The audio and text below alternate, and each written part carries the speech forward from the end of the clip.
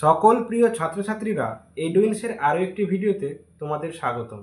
আজকে আমরা দশম শ্রেণীর ভৌতবিজ্ঞান থেকে একটা কোশ্চেন নিয়ে এসেছি। চ্যাপ্টারের নাম কি? চলতরিৎ। আচ্ছা, চলতরিতের প্রথম কোশ্চেনটা হচ্ছে কি, কুলম্বের সূত্রটি লেখো এবং গাণিতিক রূপটি ব্যাখ্যা করো। আচ্ছা, শুরু করা যাক। উত্তরটা কি? আচ্ছা, তোমরা ছোটোবেলায় জেনেছ আগের ক্লাসেই যে পজিটিভ কি করে? বিকর্ষণ করে। দুটো যদি থাকে পজিটিভ চার্জ কি করে? পরস্পরকে বিকর্ষণ করবে। নেগেটিভ চার্জ কি করবে? বিকর্ষণ। এবং আকর্ষণ কোনটা করবে? পজিটিভ চার্জ নেগেটিভ চার্জকে আকর্ষণ করবে। তো কুলম্বের সূত্রে বলেছে দুটো আধান নিয়েছি আমরা, একটা দুটো বিন্দু আছে, দুটো বস্তু আছে এখানে, ঠিক আছে, এবং দুটো বস্তুরই আমি ধরে নিলাম আধান হচ্ছে প্লাস চার্জে আধিত, ঠিক আছে। এবং এ বস্তুর আধান হচ্ছে Q1 আর বি বস্তুর আধান হচ্ছে Q2। তাহলে কি হবে? দুটো বস্তু আছে, প্লাস আছে, তাহলে বস্তু দুটা কী হবে? পরস্পরকে বিকর্ষণ করবে।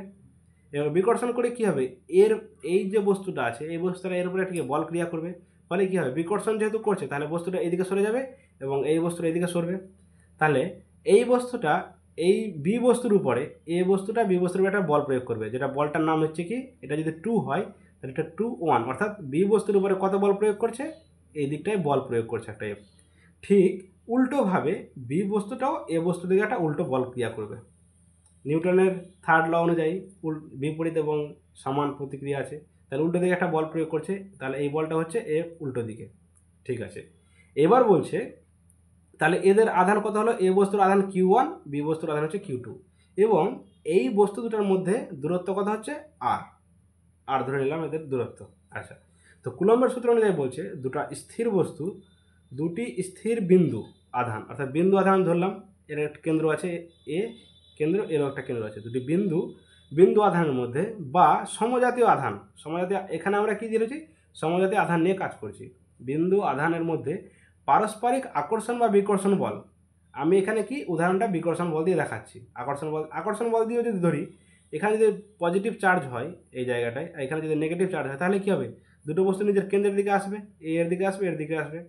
কিন্তু এখানে আমি দেখাচ্ছি কি দুটোভাবে হয়, আকর্ষণও করতে পারে বা বিকর্ষণও করতে পারে। সেটাই বলেছে দুটো স্থির বিন্দু আধানের মধ্যে পারস্পরিক আকর্ষণ বা বিকর্ষণ বল।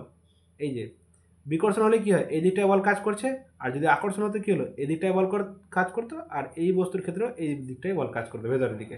তাহলে বলছে আকর্ষণ বা বিকর্ষণ বল আধান দুটির মান কী আছে? এর হচ্ছে Q1, এর হচ্ছে Q2। আধান দুটির মানের গুণফলের সঙ্গে সমানুপাতিক এবং আধান দুটির মধ্যবর্তী দূরত্বের বর্গের ব্যস্তানুপাতিক। বলছে এই যে বলটা কাজ করছে, এফ বলটা এই বস্তু দুটার মধ্যে, আধান দুটার মধ্যে, এই বলটার ভ্যালুটা কী বিষয়ের উপর নির্ভর করবে? এই কী বিষয়ের উপর নির্ভর করবে সেটাই কুলম্ব বলেছে। তাহলে কুলম্ব বলছে যে বলটা কাজ করছে, এই বলটা কিসের উপর নির্ভর করছে? আধান দুটা যা আছে, আধান দুটার গুণফলের সঙ্গে সমানুপাতিক, অর্থাৎ কি Q1 ইন্টু Q2, তার সাথে কি সরল সম্পর্ক, সেটা বলেছে। আর একটা কী বলেছে? দূরত্বের সঙ্গে বর্গের ব্যস্তানুপাতিক। আচ্ছা, দেখে নেওয়া যাক ব্যাখ্যাটা কী বলছে।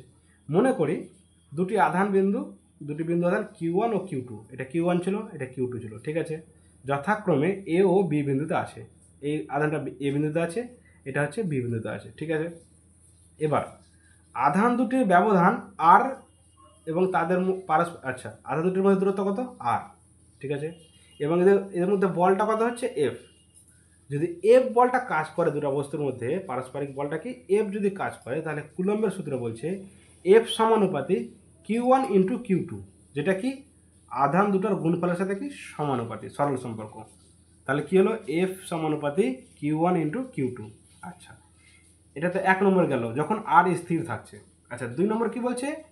আধান দুটোর মধ্যে বর্গের সঙ্গে ব্যস্ত সম্পর্ক, অর্থাৎ এফ সমানুপাতিক 1/r²। তোমরা নিজেরা দেখো না, যদি আমি বস্তুটার মধ্যে দূরত্ব বাড়াই, তাহলে কি হবে? আকর্ষণ বিকর্ষণ বলটা তো কম হবে। তাহলে কী হচ্ছে? আমি দূরত্ব বাড়াচ্ছি আর আধান কম হচ্ছে, তাহলে তো নিশ্চয়ই ব্যস্ত সম্পর্ক হবে বলটা। তো সেটা গেছে বল সমানুপাতিক 1/r², যখন Q1 Q2 স্থির। আচ্ছা, এবার দুটাকে আমি মার্জ করছি কিসের সাহায্যে? যৌগিক ভেদের সূত্র অনুসারে আমি কি করছি? এই দুটোকে একসাথে করছি। তাহলে একসাথে করলে কি হয়?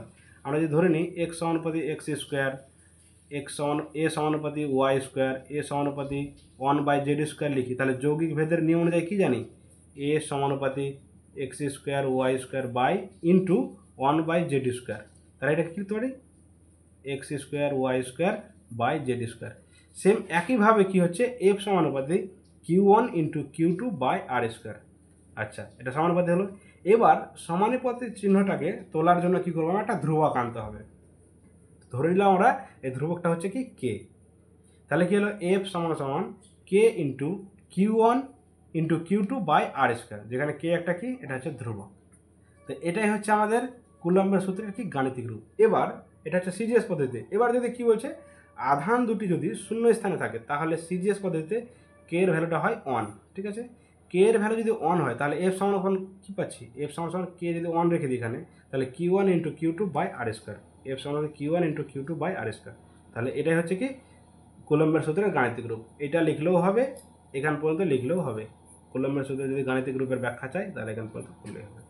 তাহলে এই ছিল তোমাদের কুলম্বের সূত্রটি এবং এর গাণিতিক রূপ। কেমন লাগলো ভিডিওটা তোমরা অবশ্যই জানাবে, এবং আরও এরকম শিক্ষামূলক ভিডিও পেতে আমাদের ইউটিউব চ্যানেলটিকে সাবস্ক্রাইব করবে, আর ফেসবুক পেজটিকেও লাইক এবং শেয়ার করবে। Thank you.